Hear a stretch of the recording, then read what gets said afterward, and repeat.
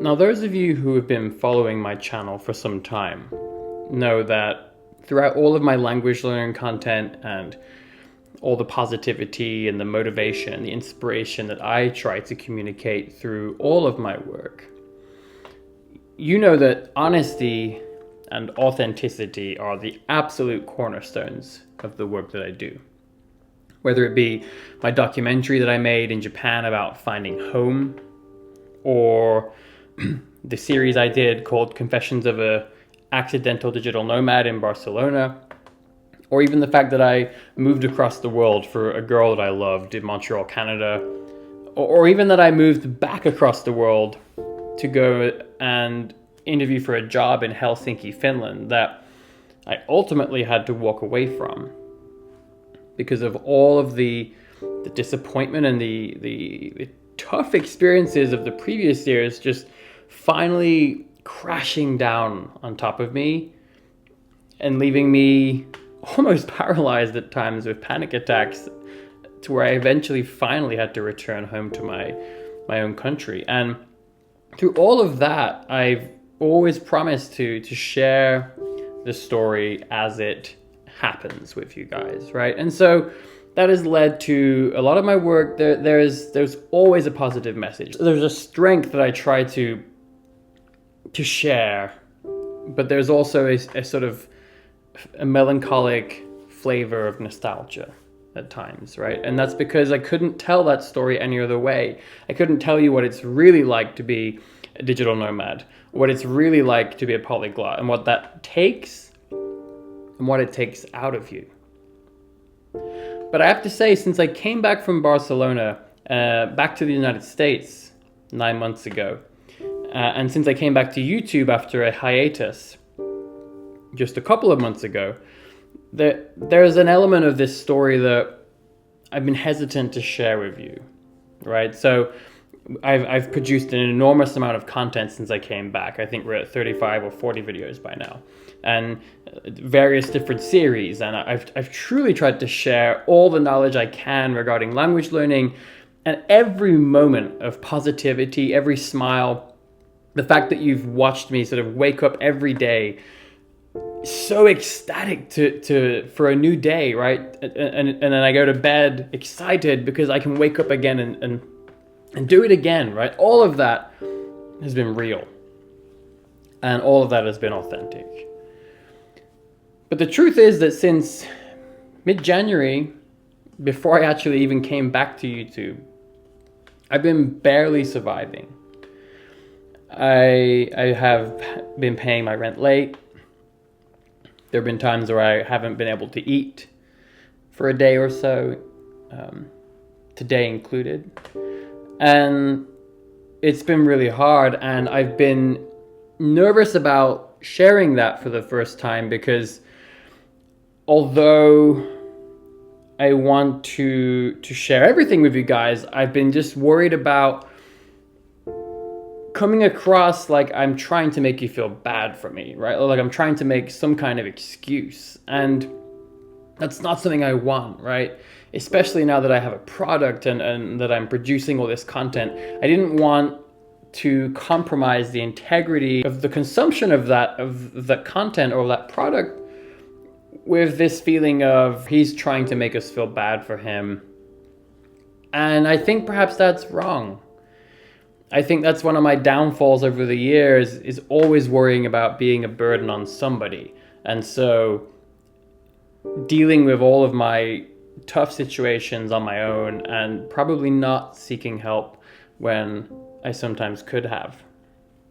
That's why my best friend that lives in Helsinki, that's why I think about him every day and feel guilty, because he still hasn't heard from me, and he still doesn't know why I left Helsinki when I was finally there with the best job of my life right in front of me, because I couldn't bear to be a burden on him and many others before him when I was in a tough situation when I was struggling. And so today I'm just simply sharing with you guys that here we are again. Today I got the phone call from my landlord, and I will be essentially getting evicted, and I need to leave this apartment. But what I really want to talk to you about today is not necessarily even so much as the eviction, or even the idea of becoming homeless again. It's, I've been homeless before, as a lot of you guys know. I was homeless for 11 months during my second year of university, and I was homeless when I had to leave Japan because I didn't have enough money to be there, and I finished my graduation thesis in the back of a car in the middle of winter because I had nowhere to live. So this is not something terribly new to me, but what's new is the direction in my life, and there's some lessons that I've learned that when we are in a bad stage in our life, when things are not going well, there's this sort of natural tendency, it seems, to look back and to regret things, right? Because we start to sort of look at the things that went wrong and regret that those things led us to today where we're not happy,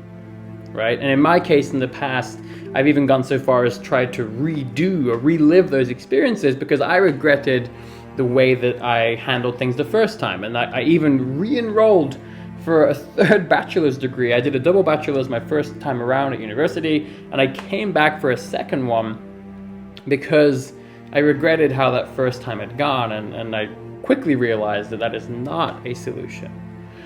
And what's funny is that when we're in good times, right, when things are going well, we're very seldom upset about the past, right? We look back on the past and we think, I'm really glad that those bad things happened because those bad things were all part of the journey that led me to here today, where I'm happy.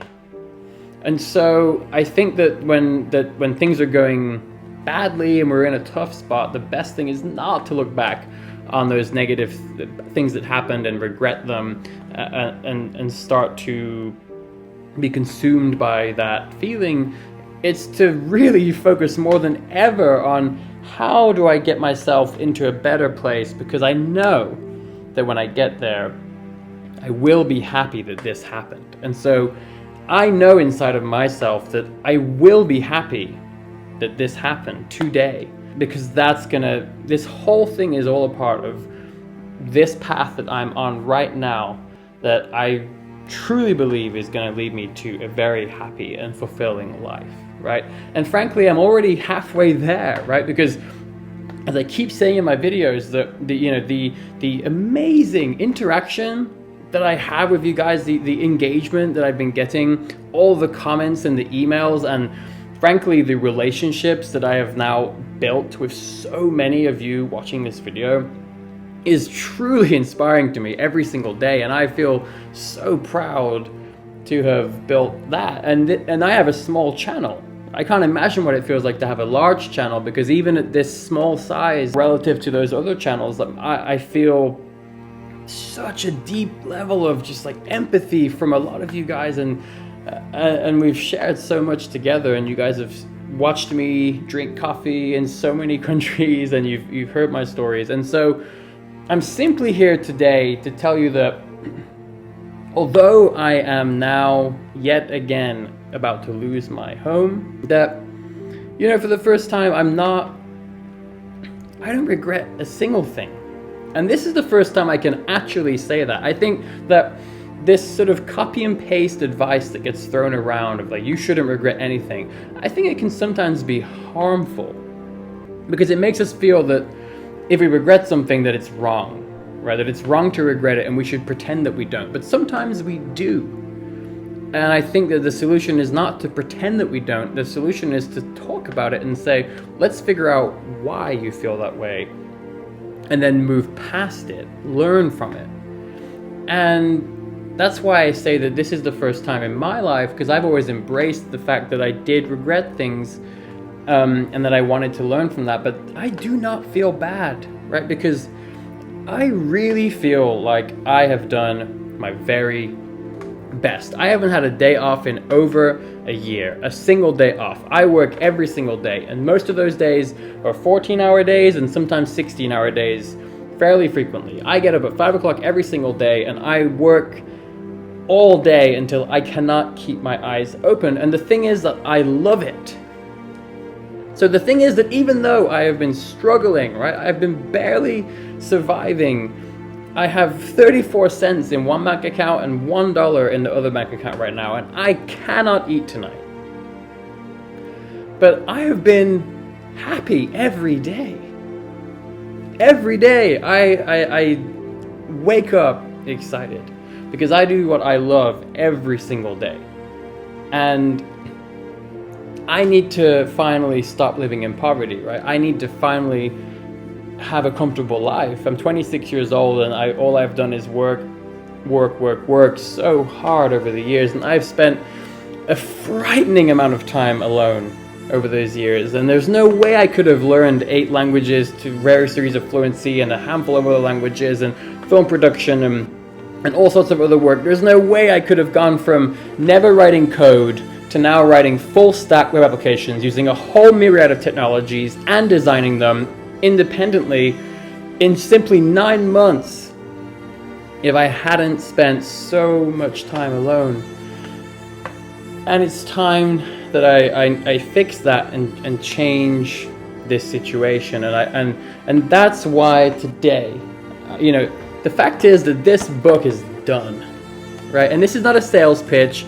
I don't want you to buy the book because of watching this video today. This is simply to express that this is done. This is one of the things I came back to this country to accomplish. It's done.